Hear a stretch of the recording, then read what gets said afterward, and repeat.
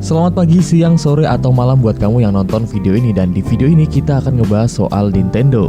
Ya, kita akan ngebahas soal sejarah kegagalan hingga Nintendo Switch. Nintendo, siapa yang tidak tahu dengan salah satu brand konsol terbesar ini? Nintendo adalah sebuah perusahaan industri video game yang sudah berusia 128 tahun kalau nggak salah. Perusahaan yang sudah berdiri sejak tanggal 23 September 1889 dan berkantor pusat di Kyoto, Jepang ini telah merambah ke seluruh dunia. Dan dibalik kesuksesannya yang naik dengan cepat, perusahaan dengan ikon tokoh Mario ini ternyata pernah mengalami yang namanya kegagalan. Berikut Intechnolive akan membahas sejarah singkat Nintendo hingga akhirnya menjadi besar seperti sekarang. Tapi sebelum itu jangan lupa untuk subscribe channel Intechnolive dan juga aktifkan loncengnya agar tidak ketinggalan video terbaru dari Intechnolive. Dan ini dia videonya. Yang pertama adalah bisnis kartu. Ya, mungkin banyak yang belum tahu bahwa Nintendo sempat membuat bisnis kartu pada awal kemunculannya. Tahun 1889, Fujisaru Yamauchi menjual kartu-kartu buatan tangan Hanafuda yang digunakan untuk permainan kartu Jepang dengan nama yang sama, yaitu Nintendo. Dan pada tahun 1963, Nintendo mencoba beberapa bisnis khusus yang kecil, seperti sebuah penginapan asrama dan sebuah perusahaan taksi. Setelah itu pada tahun 1970, perusahaan ini memutuskan untuk menyimpang dari bisnis kartu ke video game. Dan inilah awal debut Nintendo dalam bidang tersebut, yaitu adalah tahun 1970. Yang kedua adalah proyek The Donkey Kong. Donkey Kong adalah permainan pertama Nintendo dengan karakter Mario Bros. Setelah sukses dengan permainan EVR Race pada tahun 1975, mereka berinisiatif untuk membuat game baru yang lebih modern, yaitu The Donkey Kong pada tahun 1981. Game ini pun sukses untuk beberapa tahun mendatang dan Mario pun mulai dikenal sampai sekarang ini. The Donkey Kong adalah sebuah permainan ketangkasan yang diproduksi oleh Nintendo dan dirilis pada tahun 1981. Untuk cerita utama dari permainan ini sangat singkat namun cukup baik pada saat itu. Jumpman yang sekarang dikenal sebagai Mario harus menyelamatkan Lady atau yang sekarang dikenal sebagai Pauline dari kera raksasa bernama Donkey Kong. Di video ini, sang pahlawan dan kera telah menjadi salah satu maskot Nintendo yang paling terkenal. Oh ya, for your information aja bahwa permainan ini dibuat oleh Nintendo untuk memasuki bisnis permainan video di Amerika Utara. Hiroshi Yamauchi, presiden Nintendo saat itu, memberikan proyek itu kepada pendesain permainan video bernama Shigeru Miyamoto. Miyamoto berusaha mencari inspirasi dari permainan lain seperti Popeye dan King Kong. Dan Miyamoto pun membentuk skenario dan juga mendesain permainan tersebut bersama dengan Gunpei Yokoi. Hingga akhirnya Donkey Kong pun merupakan video game yang sukses besar di Amerika Utara dan juga di Jepang. Dan Nintendo pun melisensikan permainan tersebut kepada Coleco. Dan karena saking ramainya game ini sampai-sampai perusahaan lain mengkloning permainan tersebut dan juga menghindari royalti. Tak hanya itu, akhirnya The Donkey Kong pun sangat ramai dan juga muncul di mana-mana seperti di kotak serial, televisi, dan sebagainya. Hingga muncullah sebuah gugatan yang dilayangkan oleh Universal City Studio yang mengatakan bahwa Donkey Kong melanggar merek dagang King Kong. Akan tetapi gugatan tersebut gagal. Kesuksesan sebuah game Donkey Kong dan kemenangan Nintendo ini di pengadilan membawa Nintendo mendominasi pasar permainan video game pada tahun 1980-an dan awal 1990-an. Yang ketiga adalah video game rumahan. Buat kamu yang mungkin bertanya-tanya kapan dimulainya konsol rumahan dari Nintendo, Nintendo memutuskan untuk mengeluarkan Famicom atau Family Compute pada tahun 1983. Nah, banyak permainan ketangkasan yang dimasukkan di konsol pertama Nintendo ini. Tapi meskipun begitu, Nintendo masih belum masuk pasaran Amerika Serikat karena ada video game keras pada tahun 1985. Hingga akhirnya perusahaan Nintendo bergerak maju dengan meluncurkan Nintendo Entertainment System yang menggabungkan Gyromed dan juga Super Mario Bros. Bahkan pesaing lain termasuk Atari dan juga Sega tidak ada yang bisa mengikuti Nintendo pada tahun tersebut. Yang keempat adalah beralih ke portable dan juga 16-bit. Nintendo menemui kompetisi besar selama bertahun-tahun dengan Sega Genesis dalam konsol 16-bit pertama yang sesungguhnya, serta sistem lain seperti TurboGrafx 16 dan juga Game Gear yang cukup mempertahankan keunggulannya dalam teknologi pada tahun 1989. Dan untuk anak tahun 90-an, kalian pasti pernah memainkan konsol game Nintendo yang satu ini, yaitu adalah Game Boy. Nintendo mengeluarkan Game Boy, yaitu permainan genggam atau disingkat Gamebot, dengan game andalannya yaitu Tetris dan juga Super Mario Land. Tak ketinggalan pada tahun 1991, 16-bit pun mendapat perhatian dengan Super Nintendo Entertainment System. Yang kelima adalah musuh dalam selimut. Tahun 1993 mungkin jadi awal Nintendo ketar-ketir, karena pada tahun 1993 Nintendo membawa teknologinya ke ranah CD-ROM yang biasa kita kenal dengan PlayStation. Di proyek tersebut Nintendo berpartner dengan Sony disusul oleh perusahaan Philips. Namun di waktu itu Nintendo memilih untuk membatalkan proyek tersebut dan berfokus pada cartridge-based system atau yang dikenal sebagai Nintendo 64.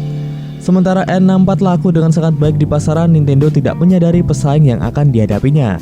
Hingga pada tahun 1995 Sony menciptakan sistem PlayStation dari sisa-sisa proyek yang dibatalkan oleh Nintendo dan segera menjadi pesaing utama Nintendo hingga sekarang ini.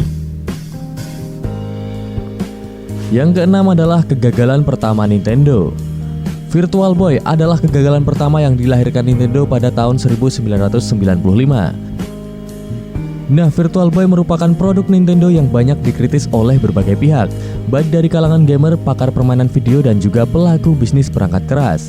Secara umum, peluncuran konsol ini sebetulnya belumlah matang secara teknis, dan dalam beberapa bulan setelah peluncurannya, banyak keluhan datang dari konsumen berupa gangguan penglihatan dan juga pusing-pusing setelah memainkan konsol ini. Penggunaan lampu LED dan juga kurangnya ketajaman gambar diperkirakan penyebab dan gejala-gejala tersebut. Selain itu, secara desain konsol ini tidaklah praktis dan juga efisien. Meski digolongkan sebagai permainan konsol genggam, ukuran perangkat kerasnya lebih besar dibandingkan dengan konsol sejenisnya. Bentuk perangkatnya pun juga kurang ergonomis sehingga sebagai permainan konsol genggam, Virtual Boy kurang diminati oleh para konsumen yang menginginkan konsol yang dapat dibawa kemana-mana. Pada majalah PC World tahun 2007, Virtual Boy dinobatkan sebagai salah satu produk dengan desain terburuk sepanjang masa.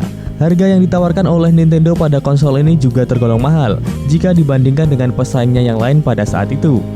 Hal ini tentunya melengkapi alasan mengapa konsumen dan developer kurang tertarik pada Virtual Boy. Nah, akibat kegagalan Virtual Boy di pasaran, Gunpei Yonko, salah satu insinyur terbaik Nintendo dan juga pelopor pengembangan Game Boy, mengundurkan diri dari jajaran petinggi Nintendo. Karena selain mengalami kerugian yang besar, ratusan ribu stok konsol ini tidak laku terjual dan menumpuk di beberapa gudang dagang di penjuru dunia hingga saat ini. Ya, ini menjadi pelajaran bahwa tidak semua yang diproduksi oleh Nintendo itu adalah emas. Akan tetapi dalam beberapa tahun kebelakang, Virtual Boy juga dicari-cari oleh kolektor pencinta permainan video game karena kelangkaannya dan juga keunikan konsol tersebut. Yang ketujuh adalah sistem berbasis gerak dan juga layar ganda. Oke, untuk menyingkat durasi kita cepat aja ya guys. Semua berubah drastis bagi perusahaan semenjak diperkenalkannya Wii pada tahun 2006. Nah, sistem berbasis gerak ini menjadi hit besar bagi para penggemar berkat pemanfaatan teknologi dengan cemerlang seperti Wii Sport dan juga Super Mario Galaxy. Sementara itu, di lahan game portable, Nintendo mengenalkan Nintendo DS pada tahun 2004 dengan dual screen yang akan menjadi modal bisnis genggam untuk tahun-tahun mendatang, termasuk Nintendo 3DS dan juga 2DS. Yang kedelapan adalah masuknya Wii U dan juga 3DS. Nintendo mencoba beradaptasi dengan perkembangan zaman dengan merilis Wii U pada tahun 2012. Ini adalah sebuah konsol yang memanfaatkan teknologi HDMI dan konektivitas yang lebih baik. Namun perangkat ini hanya terjual 12 juta unit lantaran desain yang aneh dan kurangnya dukungan pihak ketiga.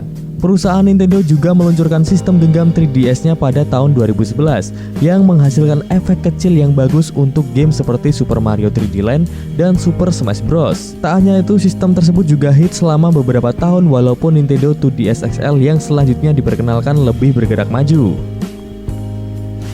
Yang kesembilan, kita masuk ke Nintendo Switch. Setelah belajar banyak dari Wii U, akhirnya Nintendo merilis Nintendo Switch.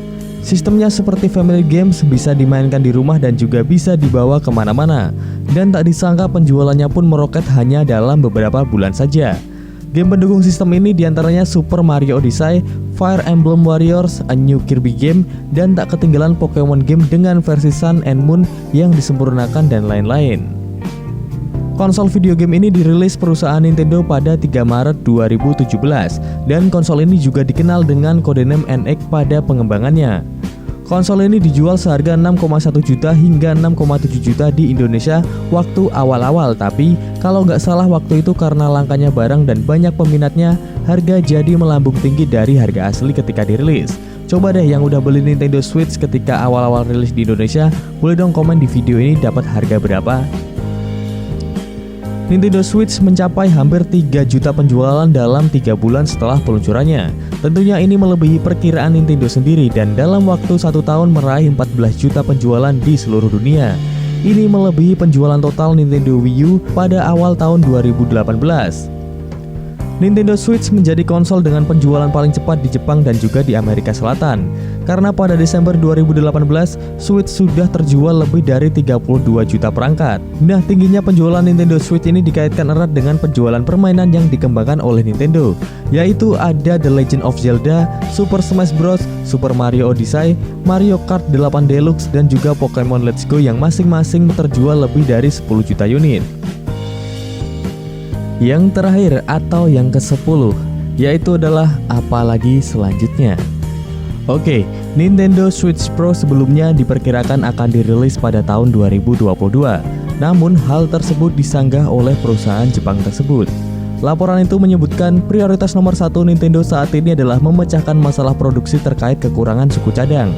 Analisis terbaru juga mengatakan Nintendo tidak akan meluncurkan konsol game Switch Pro hingga setidaknya akhir tahun 2023 ini. Dan ketika Nintendo memamerkan Switch OLED, para gamer yang mengikuti dunia konsol game pasti sependapat bahwa itu berarti Switch Pro akan terus tertunda. Jadi, buat kamu yang mau membeli Nintendo Switch tapi ragu karena menunggu seri Pro-nya keluar, daripada menunggu yang nggak pasti, ya udah beli aja sekarang. Dan besok kalau yang seri Pro sudah keluar, konsol Nintendo Switch yang sekarang kamu beli dijual, terus kamu besok beli lagi yang seri Pro-nya. Dan untuk harganya sendiri kamu bisa cek link di deskripsi untuk harga dari Nintendo Switch sekarang. Dan mungkin kalau ada juga konsol-konsol yang kami sebutkan di video ini, kami juga akan taruh link pembeliannya di deskripsi. Oke, itu dia pembahasan kita tentang perusahaan Nintendo. Jika kamu punya pendapat atau ada pertanyaan maupun statement, kamu bisa komen di video ini dan kita akan cari jawabannya bareng-bareng. See you next video dan jangan lupa untuk dukung kami dengan cara subscribe, like, dan juga share.